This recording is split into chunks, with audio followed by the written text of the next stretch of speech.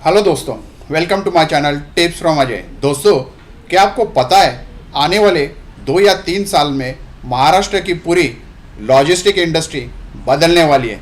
हाँ, एक ऐसा सुपर प्रोजेक्ट तैयार हो रहा है जो न सिर्फ ट्रैफिक जाम खत्म करेगा बल्कि जेएनपीटी यानी भारत का सबसे बड़ा कंटेनर पोर्ट उसे दुनिया के टॉप 5 पोर्ट की रेस में खड़ा कर देगा। और ये गेम चेंजर प्रोजेक्ट है जेएनपीटी तलोजा फ्रेट कॉरिडोर। सोचिए, जेएनपीटी से निकलने वाला माल जो पहले दिल्ली तक पहुंचने में 4 दिन लगता था, आप सिर्फ 36 से 40 घंटे में पहुंच जाएगा। करोड़ों रुपए के फ्यूल खर्च बचेंगे। सड़कें पर दौड़ने वाले हजारों भारी ट्रक अब रेल फ्रेट पर शिफ्ट होंगे और मुंबई नवी मुंबई का ट्रैफिक 30 से 40% तक कम हो जाएगा। दोस्तों, यह सिर्फ एक रेल लाइन नहीं है, यह महाराष्ट्र का लॉजिस्टिक मास्टर प्लान है। 102 किलोमीटर का high speed freight corridor, 53 major bridge, 1.17 kilometre की टनल, 10 आरओबी, 9 आरयूबी और एक पूरा इंडस्ट्रियल बेल्ट। खासकर तलोजा एमआईडीसी अगले 5 साल में भारत का नया लॉजिस्टिक पावर हाउस बनने जा रहा है।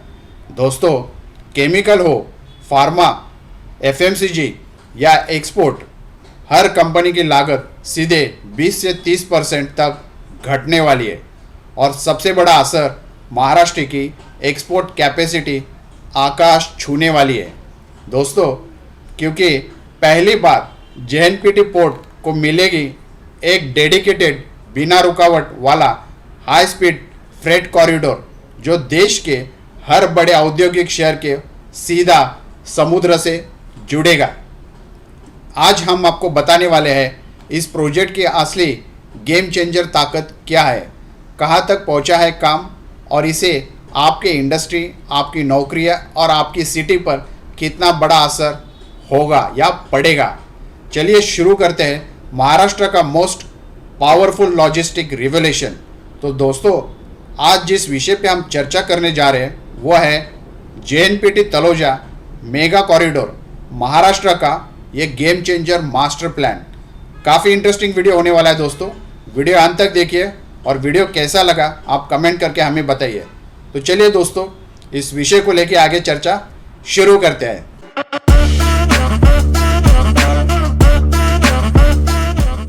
तो दोस्तों, जेएनपीटी तलोजा फ्रेट कॉरिडोर ये प्रोजेक्ट क्या है? जेएनपीटी तलोजा फ्रेट कॉरिडोर यह पश्चिमी समर्पित मालवाहक गलियारे यानी western dedicated freight corridor WDFC का एक महत्वपूर्ण हिस्सा है। यह जेएनपीटी जवाहरलाल नेहरू पोर्ट को महाराष्ट्र के औद्योगिक हब तलोजा MIDC को और अन्य बड़े लॉजिस्टिक जोन को ये जोड़ता है। ये 102 से 103 किलोमीटर का हाई स्पीड या capacity freight special railway corridor है। इसका लक्ष्य है तेज, सुरक्षित, कम लागत और बिना रुकावट मालवाहक रेल सिस्टम बनाना। इस प्रोजेक्ट के मुख्य तकनीकी विशेषता क्या है वो समझने की कोशिश करते हैं। कुल लंबाई जैसे हमने बताया 102 से 103 किलोमीटर रहेगी। इंफ्रास्ट्रक्चर अगर देखें तो 53 मेजर ब्रिज रहेंगे, 242 माइनर ब्रिज, 10 आरओबीज यानी रोड ओवर ब्रिज, 9 आरयूबी यानी रोड अंडर ब्रिज और इसकी करीब 20 लेवल क्रॉसिंग समाप्त यानी कहीं रुकावट नहीं होगी।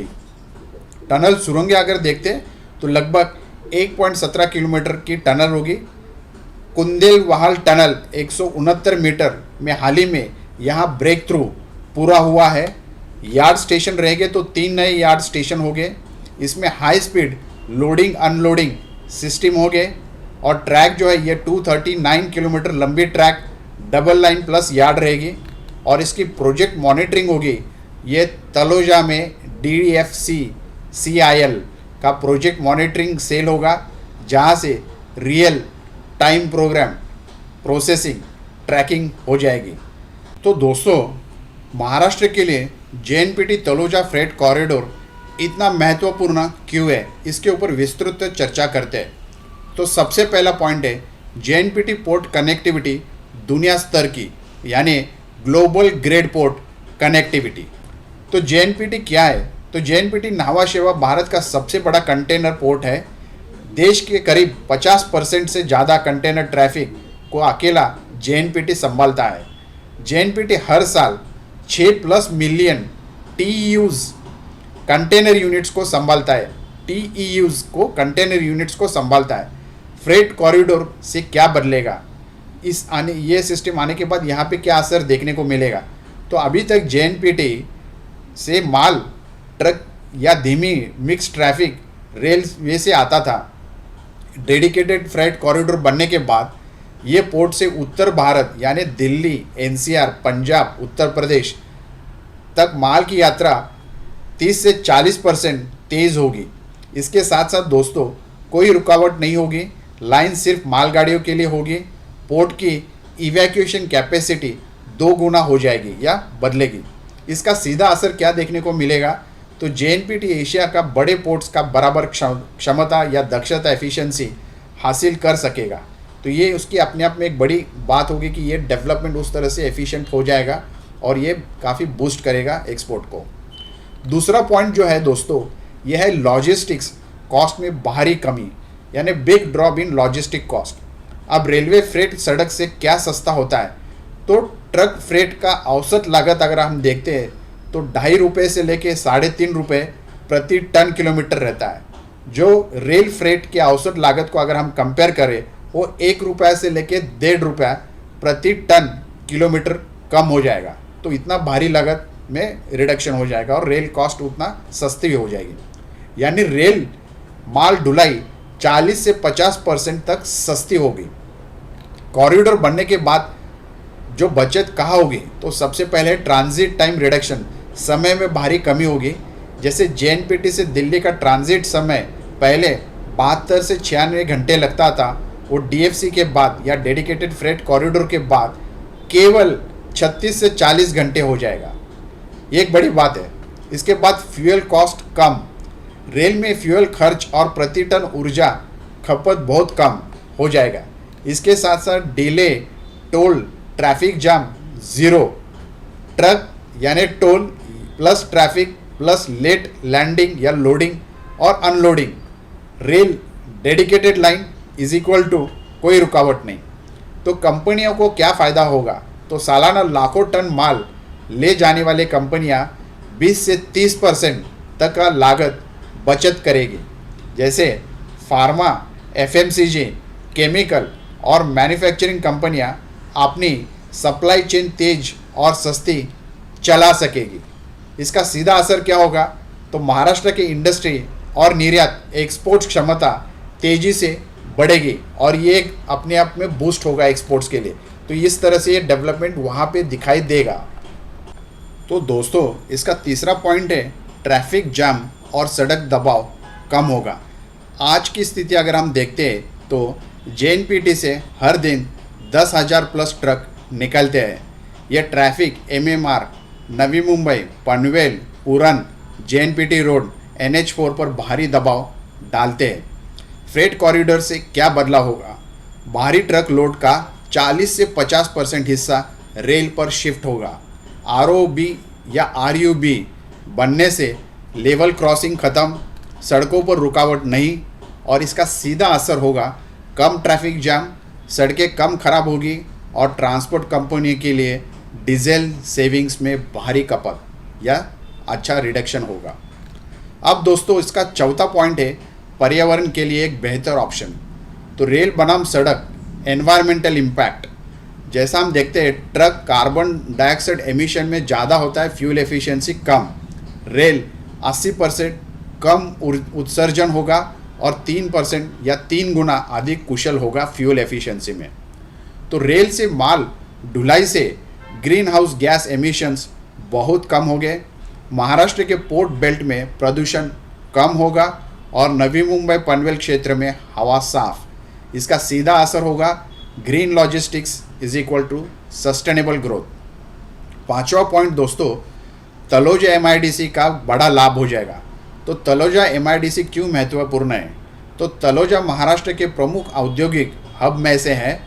जैसे केमिकल इंडस्ट्रीज़ है वहाँ, food processing, FMCG manufacturing, pharma companies cold chain, warehousing, packaging hubs, यहाँ प्रतिदिन हज़ारों टन माल देश भर में भेजा जाता है। फ्रेट कॉरिडोर से तलोजा को क्या मिलेगा? तो पोर्ट के तक सीधे high speed rail connection, JNPT Taloja distance is equal to सबसे तेज और सुरक्षित माल ढुलाई हो जाएगी। इनबाउंड और आउटबाउंड सप्लाई चेन तेज हो जाएगा, जैसे फैक्ट्री, वेयर हाउसेस को लेके आगे पोर्ट और पोर्ट को लेके आगे एक्सपोर्ट, सब ज़्यादा स्मूथ और तेज़ी से बढ़ जाएंगे। नए निवेशक आएंगे जो खास तौर पे logistic park, industrial warehouse, cold chain कंपनियां, ई-कॉमर्स सप्लाई चेन और तलोजा में निवेश बढ़ेगा। इसके साथ साथ ज़मीन और रियल इस्टेट में वृद्धि में काफ़ी वैल्यू दिखाई देगी, काफ़ी वैल्यू में वृद्धि आएगी। तो इंडस्ट्रियल प्लस वेयर हाउस की मांग सीधी बढ़ेगी। तो इसका सीधा असर ये होगा कि तलोजा MIDC महाराष्ट्र का नेक्स्ट लॉजिस्टिक पावर हाउस बनेगा। तो प्रोजेक्ट की मौजूदा क्या स्थिति है, लेटेस्ट अपडेट क्या है इस प्रोजेक्ट का? तो कुंडेवाहल टनल ब्रेक थ्रू हो चुका है। कई ROB यानी रोड ओवर ब्रिज और RUB यानी रोड अंडर ब्रिज निर्माण पूरा होने का कगार पर है। ट्रैक लेइंग और ब्रिज वर्क्स तेज गति में काम चल रहा है और इसका कंप्लीटिंग टारगेट है 2026 के पहले शुरू चरण में आधिकारिक समीक्षा के अनुसार बताया जा रहा है। आप देखते हैं दोस्तों इस प्रोजेक्ट में क्या चैलेंजेस है। तो जैसे बड़े प्रोजेक्ट्स होते हैं तो बड़ी मात्रा में भूमि अधिग्रहण एक सबसे बड़ा चैलेंज होता है। फिर आता है पर्यावरण क्लियरेंस, इसके अप्रूवल्स और इसके जो भी नोटिफिकेशंस होते हैं या जो भी इसकी प्रोटोकॉल्स फॉलो करने उसके शुरू में चैलेंजेस होते हैं। ROB यानी रोड ओवर ब्रिज और RUB यानी रोड अंडर ब्रिज के चलते हुए कुछ क्षेत्रों में ट्रैफिक डाइवर्जन के शुरू में चुनौतियाँ होती है। फिर बहुत इमरजेंसी यानी DFCCIL यानी सिडको या JNPT या NHAI के एक दूसरे से समन्वय, ये गवर्नमेंट के अलग अलग एजेंसीज़ होती है, इनको एक साथ किस तरह से कोऑर्डिनेशन करना है, ये मल्टी एजेंसीज़ होती है, तो इसमें कैसा कोऑर्डिनेशन बेहतर हो सकता है ये देखना ज़रूरी होता है। तो दोस्तों अगर हम संक्षिप्त में इसका अंतिम प्रभाव देखें महाराष्ट्र के लिए क्यों गेम चेंजर है, तो सबसे पहले JNPT को टॉप 10 ग्लोबल पोर्ट्स के रेस में ये मजबूत करेगा। दूसरा है महाराष्ट्र की इंडस्ट्री अधिक तेज से ग्रो करेगी। और तीसरा है नवी मुंबई और MMR यानी लॉजिस्टिक कैपिटल बनेगा। फ्रेट लागत घटेगी, ऑटोमेटिकली निर्यात बढ़ेगा और कंपनियां तेज जैसे काम करेगी। यहाँ पे आने के बाद जैसा सेटअप होगा तो तलोजा पनवेल उरन बेल्ट को एक नया लॉजिस्टिक हब बनेगा या मानेगी। तो ये एक इम्पॉर्टेंट विषय था आज दोस्तों, जिस विषय को आज हमने चर्चा किया, समझा किस तरह से एक बड़ा कॉरिडोर आता है तो उसका इम्पैक्ट किस तरह से रियल इस्टेट प्राइस में आ सकता है और ओवरऑल इकोनॉमी या एक्सपोर्ट को किस तरह इसको बढ़ावा या बूस्ट मिलेगा। तो दोस्तों उम्मीद करते हैं कि ये वीडियो आपको अच्छा लगा होगा, और अगर वीडियो अच्छा लगा तो ज़रूर इसको शेयर करिए, सब्सक्राइब करिए और ज़्यादा से ज़्यादा लोगों में पहुँचाने की कोशिश करिए। Thank you so much, take care of yourself and your family. Thank you.